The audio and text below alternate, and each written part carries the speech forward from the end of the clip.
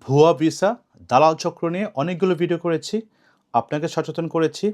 গত ৬ মাসে ২০ থেকে ২৫ কোটি টাকা মানুষকে সেভ করে দিয়েছি। সেখান থেকে দাঁড়িয়ে দায়িত্ব নিয়ে বলছি, দালালদের ঘুম হারাম হয়ে যাচ্ছে। যারাই আমার ভিডিওটা দেখছে সবাই সচেতন হয়ে যাচ্ছে। কিভাবে দালাল চক্র ভুয়া ভিসা নিয়ে মানুষকে প্রতারিত করছে, লক্ষ, লক্ষ টাকা মেরে দিচ্ছে। সেই কেসেসে আমার এই ভিডিওগুলি আশা করি কোনো না কোনোভাবে কারো না কারো কাজে আসছে। তার পাশাপাশি হচ্ছে আমি এখানে অনেক পোস্ট করেছি, ডিফারেন্ট ওয়েতে পোস্ট করেছি। এখন পোস্ট করা বন্ধ করে দিচ্ছি। কতজনে পোস্ট করব? পার ডে অন্ততপক্ষে ৮ থেকে ১০ জনকে সেভ করে দিচ্ছি। লক্ষ, লক্ষ টাকা সেভ করে দিচ্ছি। নিজেকে বাঁচিয়ে দিচ্ছি, তার পরিবারটাকে সহকারে বাঁচিয়ে দিচ্ছি।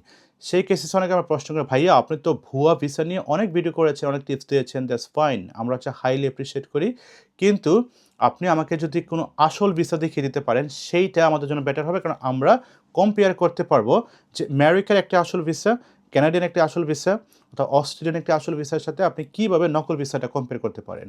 আমি আজকে আমার যে আসল ভিসাগুলি রয়েছে, জাপান থেকে শুরু করে ইউএসএ, কানাডা, অস্ট্রেলিয়া, সেনজেন সেইটা স্ক্রিনে দিয়ে দিচ্ছি এখন রাইট নাও। প্রথমে দেখে নেন যে আমেরিকার ভিসাটা রয়েছে।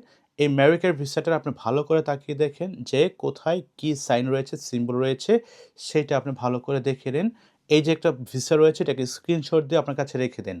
এইটা আপনি ডেফিনিটলি আপনি যখনই আমেরিকার ভিসাটা পাবেন, যদি কোনো এজেন্সি দালাল চক্র আপনাকে অন্য একটি ভিসা দিয়ে থাকে, এটা কম্পেয়ার করার চেষ্টা করবেন।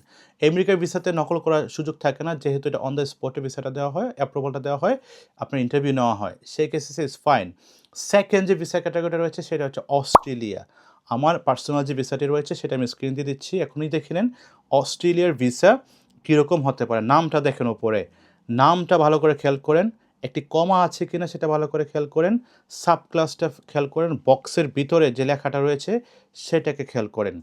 তার পাশাপাশি যে তথ্যগুলি রয়েছে, সে তথ্যগুলি কোন, কোন আকারে তথ্যগুলি এখানে দিয়ে দিয়েছে সেটাকে আপনি ভালো করে খেয়াল করেন। একটা স্ক্রিনশট দিয়ে আপনার কাছে রেখে দেন। এটা আপনি কোনো না কোনোভাবে কাজে লাগাতে পারবেন। তারপরে রয়েছে হচ্ছে সেনজেন ভিসা। স্ক্রিন তাকিয়ে দেখেন। সেনজেন ভিসাতে প্রচুর পরিমাণে স্ক্যাম হয়। আপনি এই সেনজেন ভিসার স্টিকারটা দেখেন, গোল স্টিকারটা দেখেন, সিগনেচারটা দেখেন। তার পাশাপাশি সেনজেন ভিসার ডানে, বামে, ওপরে যে সেনজেন স্টেটাস আছে সেটাকে ভালো করে দেখেন, নামটা দেখেন, কোথায় ইস্যু করা হয়েছে, বাংলাদেশের টাইটেলটা কীভাবে লেখা হয়েছে, এইটাকে আপনি সুন্দর করে ভালো করে দেখে সচেতন হয়ে যান। তারপর যে পার্টি রয়েছে সেটি হচ্ছে কানাডিয়ান ভিসা। আপনি ভালো করে তাকিয়ে দেখেন যে কানাডিয়ান ভিসা কীভাবে আপনাকে ইস্যু করা হয়, কী ধরনের তথ্য এখানে থাকে, নামটা ভালো করে দেখুন। দেন হচ্ছে আপনার সিগনেচার আছে কিনা এখানে ভালো করে তাকিয়ে দেখুন।